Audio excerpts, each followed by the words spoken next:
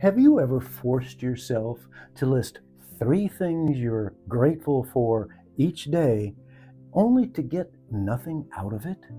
And maybe even feel a little guilty that it's not working the way everybody says it should?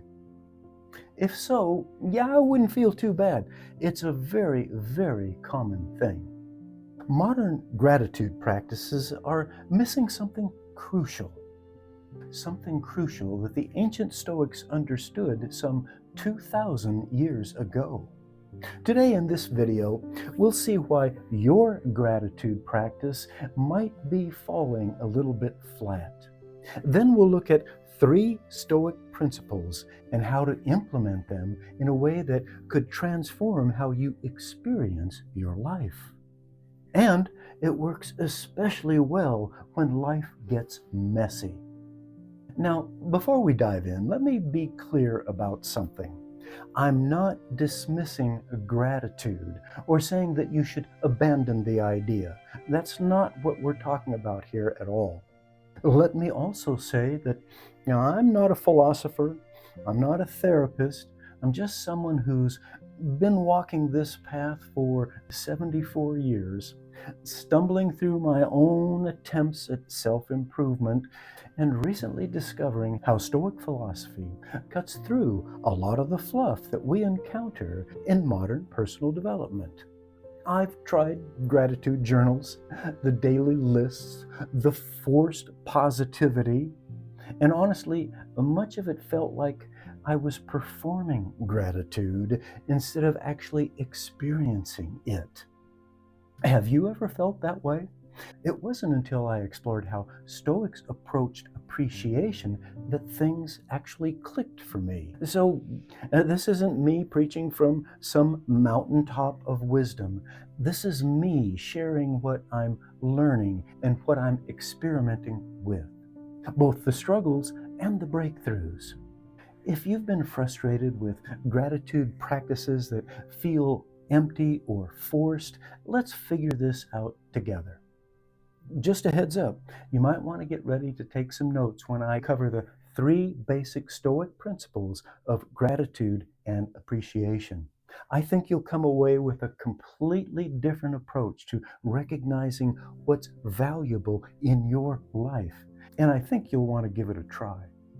Here's the problem with most gratitude advice. It treats gratitude like some kind of a vitamin that you take, something you do to yourself, rather than something that emerges from a deep understanding. We're told to list what we're grateful for, but not how to cultivate the mindset that makes gratitude natural and genuine. We're focusing on the outcome of being grateful or feeling grateful instead of developing the perspective that makes gratitude inevitable. For me, that was a transformative approach. The Stoics understood that true appreciation isn't about forcing positive feelings. It's about seeing reality clearly. When you understand what you actually have, what you could lose, and how temporary everything is, gratitude isn't something that you have to manufacture. It's something that you can't help but feel. Marcus Aurelius didn't write gratitude lists in his meditations. Instead, he practiced seeing life as it really is, fragile, temporary, and therefore very precious. That's a completely different approach, and it's why Stoic gratitude is both more honest and more powerful than the surface level practices that we're often taught today. Here are the 3 Stoic principles that I promised. These are for genuine appreciation. Here's principle number 1, negative visualization. Now, right off the top, that might sound a little bit dark, but hear me out. The Stoics regularly imagined losing the things and people that they valued most, not to be morbid, but to appreciate what they currently had. Seneca, he would imagine losing his wealth, his health, even his life. Now, he wasn't being pessimistic. He just never wanted to take these things for granted. When you occasionally imagine that your morning coffee is your last, or picture coming home to an empty house, you don't become depressed. You become profoundly aware of what you possess right now. This isn't about dwelling on negativity. This is using the reality of impermanence to cut through the numbness of routines, as well as taking things for granted and assuming that nothing will ever change.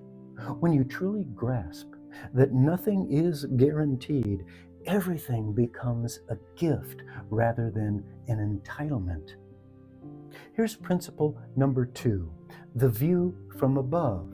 Marcus Aurelius frequently practiced what modern Stoics called the view from above, zooming out to see his life from a cosmic perspective.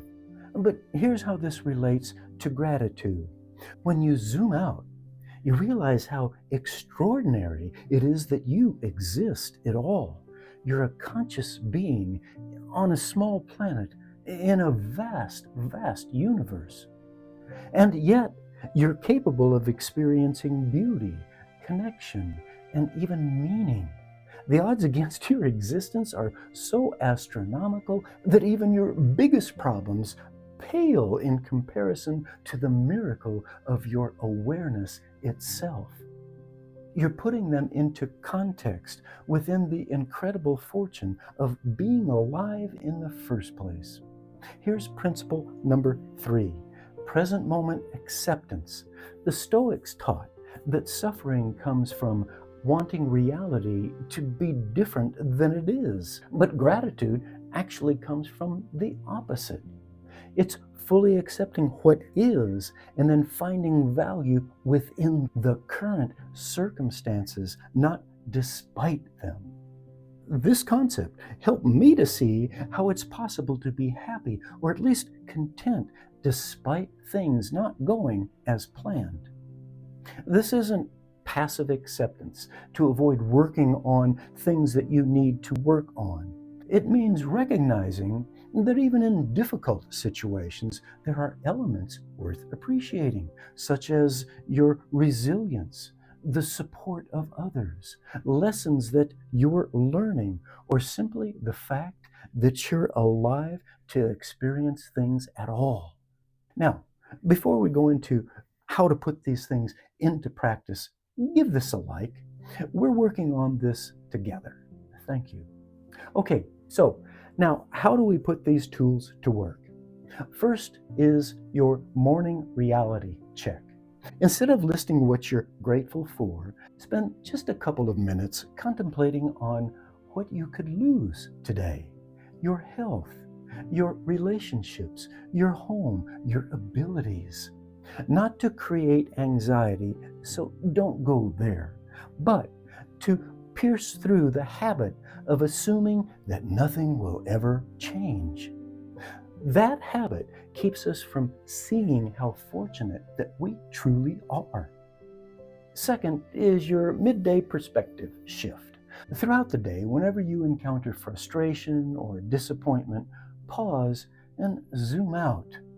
Think about the significance of that problem in the context of you even being alive in such an infinite universe. Often, you'll find that the very fact you can experience and respond to challenges is in itself just remarkable. Third is your evening acceptance review. Before bed, reflect on the day as it actually was, not as you wished it would have been.